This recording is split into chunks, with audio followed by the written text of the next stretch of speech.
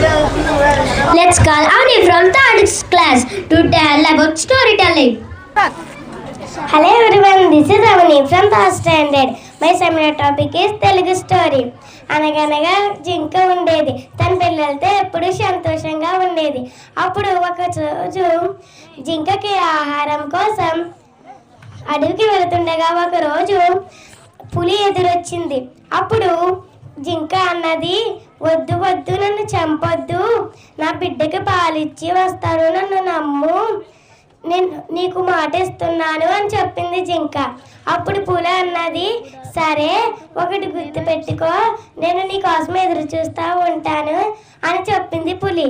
సరే అని జింక ఇంటికి వెళ్ళి తన బిడ్డకి పాలు ఇచ్చి తిరిగి పులి వద్దకు వచ్చింది.